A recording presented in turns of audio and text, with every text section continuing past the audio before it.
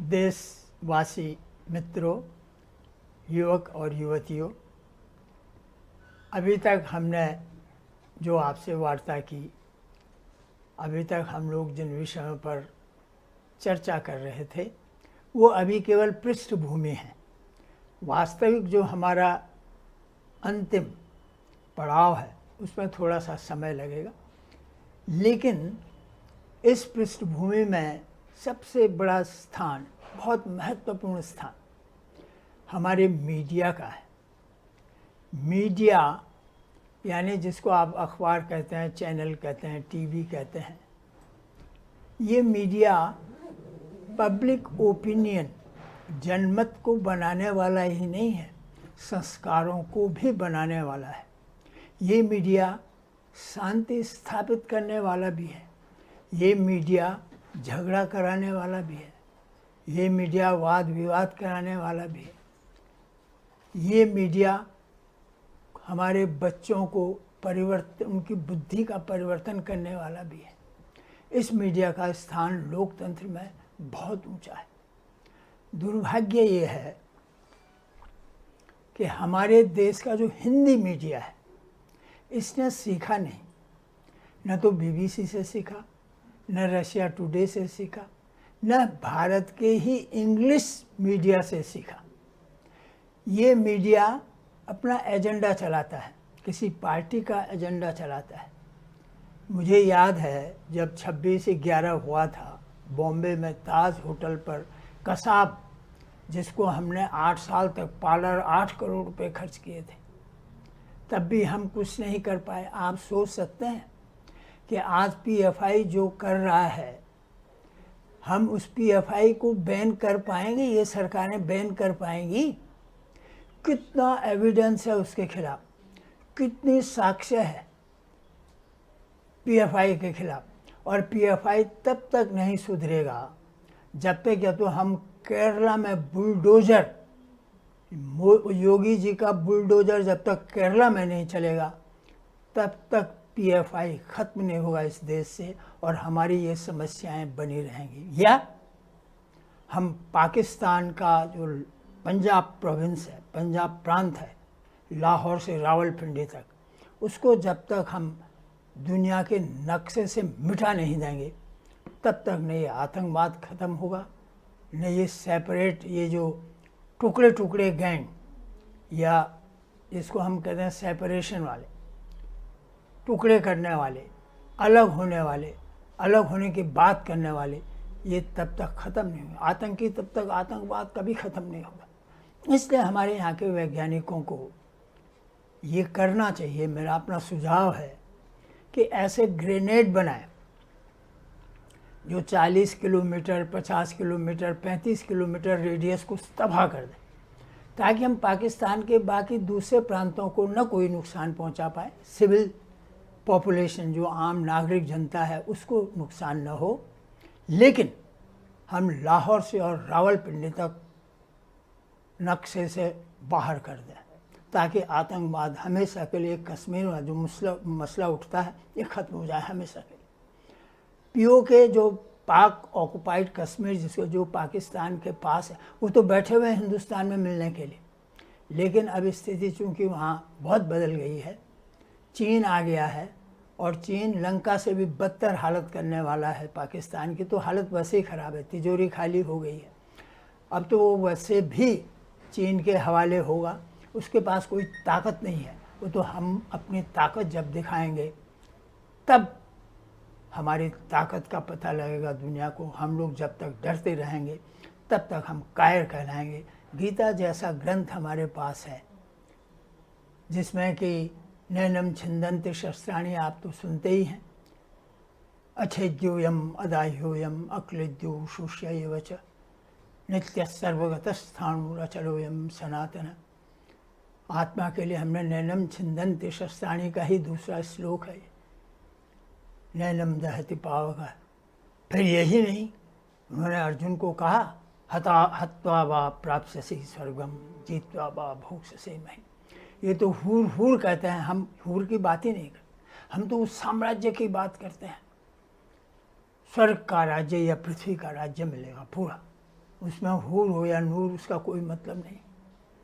यही नहीं, उससे भी आगे गीता का 18वां अध्याय, अंतिम अध्याय का 17वां श्लोक, यस्य नाहं कृतो भाव बुद्धि यस्य न लिप्यते। इस फिलॉसफी, इस फलसफे के सामने, इस दर्शन के सामने न तो ISI टिकता है, न नक्सलवाद टिकता है, न माओवाद टिकता है, न आज का जिनपिंग टिकता है, न इनका ISI टिकता है।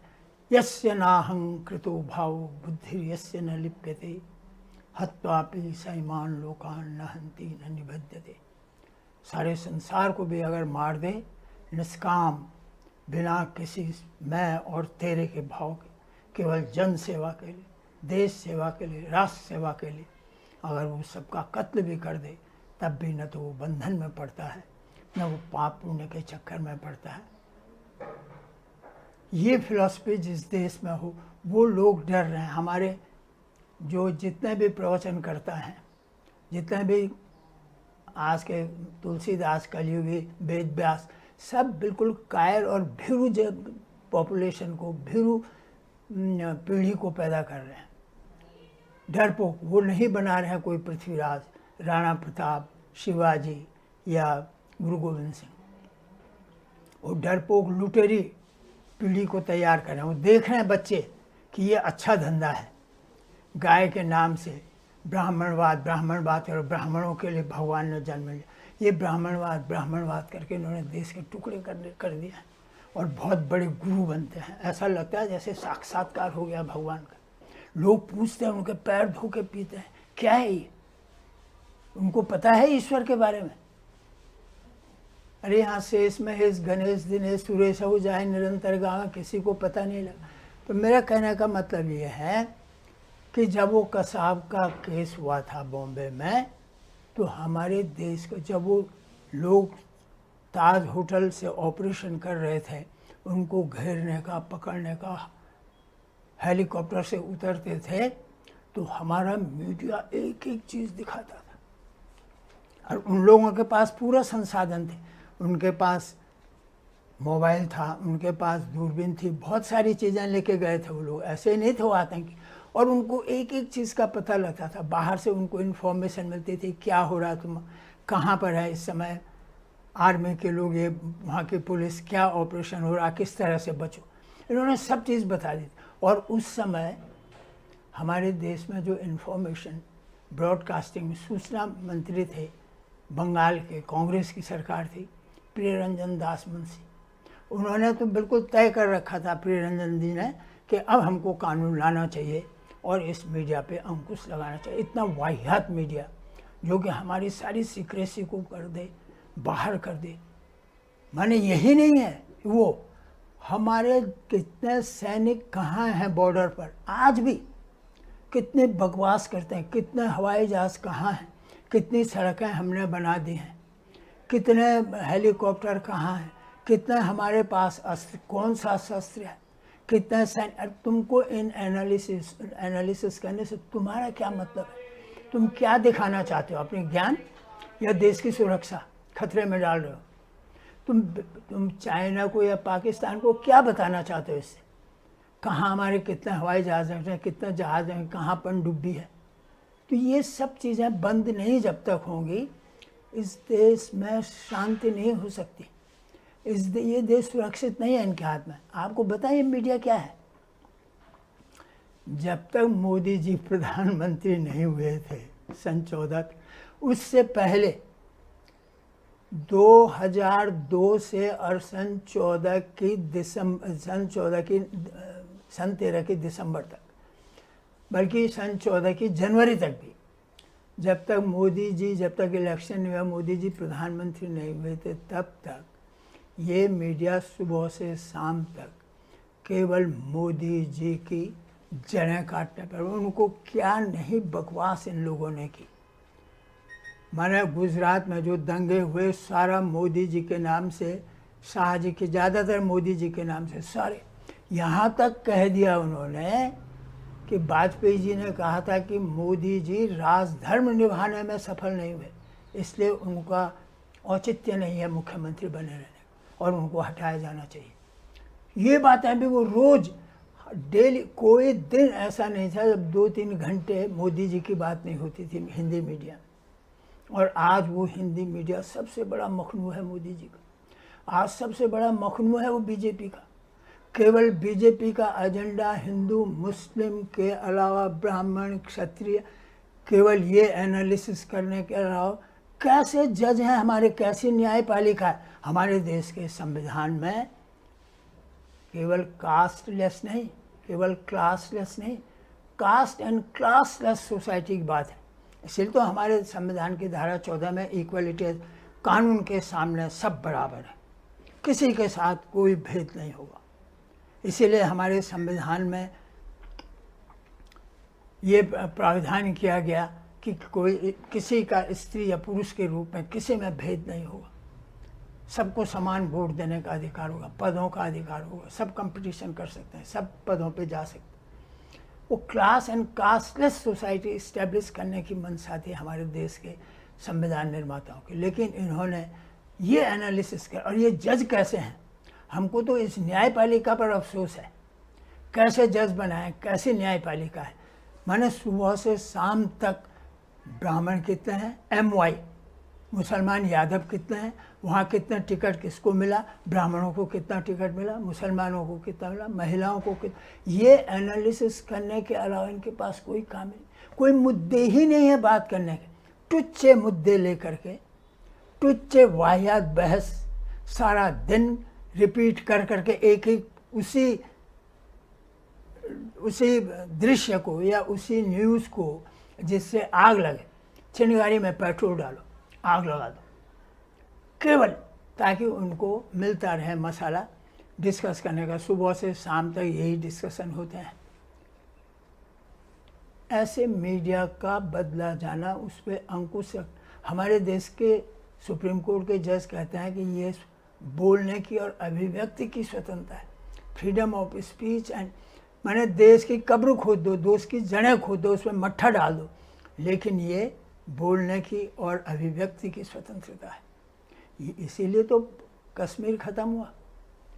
हमारे यहाँ के 2 जर्नलिस्ट जो हैं, सरदेसाई और बरखा दत्त, वो तो उन्होंने भी उसका रेफरेंस किया था, विक्रम सिंह जी ने, जो DG थे यूपी के, एक दफ़े थोड़ा सा जिक्र किया था। और मैं तो बहुत समय से सोचा, वो माइक लेके जाते थे, देश के खिलाफ बोले, आर्मी के खिलाफ बोले, ह्यूमन राइट्स का मसला उठा उठा के इन दोनों ने तबाही कर दी जम्मू कश्मीर के इश्यू पे। खामो खां का इश्यू बन गया, खामो खां आर्मी पर पत्थरबाजी हो गई, क्योंकि सुप्रीम कोर्ट ने इतना इंटरफेयर कर दिया। जबकि संविधान के अनुसार आर्मी पर सुप्रीम कोर्ट का कोई बस नहीं है, कुछ कर नहीं सकते हैं। आर्मी की पॉलिसी डिफेंस फोर्सेस की पॉलिसी में, क्योंकि संविधान केवल ये कहता है, शायद धारा 144, all civil and judicial authorities shall act in aid of supreme court. केवल सिविल एंड जुडिशियल, कोर्ट कचहरी एंड नागरिक जो हैं, चाहे वो संसद भी है, विधानसभा, लेकिन डिफेंस फोर्सेस सुप्रीम कोर्ट के इस दायरे से अलग रखे हुए। ये पॉलिसी, उनकी नीति इसमें नहीं चलेगी, आप समझ रहे हैं। पर इसके बावजूद भी वहाँ इतना इंटरफेरेंस हुआ, इतना दखल हुआ जम्मू कश्मीर में, कि वहाँ पर ह्यूमन राइट्स, मानव अधिकार लगा करके आज कश्मीर की ये स्थिति हो गई। आतंकियों का राज हो गया, आतंकी बढ़ गए, और वो पत्थरबाजी, हमारे आर्मी के लोगों पर पत्थर चलाने लग गए, ये हालत हो गई थी। केवल मंदिर मस्जिद, आप ये बताइए, मंदिर मस्जिद दरगाह, इसके अलावा हिंदी मीडिया के पास, अफसोस की बात यह है कि बाबरी मस्जिद डिसाइड हो गया। कब डिसाइड हो गया बाबरी मस्जिद? सुप्रीम कोर्ट ने डिसाइड कर दिया। उसके बावजूद भी 2-3 महीने तक बाबरी मस्जिद ही चलता रहा। बाबरी मस्जिद का मसला हमारे हिंदी मीडिया में वो ही चलता रहा। अच्छा डिसीजन में, सही और बुला रहे हैं लोगों को आग लगाने के लिए, एक तूफान, टेंशन पैदा, तनाव पैदा करने के लिए देश में खामोखा। जो शांति से रह सकता था उसको फैला रहे हैं। ऐसे लोग जो एंटी नेशनल हैं, देशद्रोही हैं, ऐसे लोगों को, ऐसे नेताओं को बुलाया जो केवल भारत के अगेंस्ट ओवैसी जैसे लोग, और उसकी ओवैसी को तो आज तक ने कितनी बार बुलाया, और क्यों बुलाया मैं आज तक नहीं समझा, केवल आग लगाने के लिए।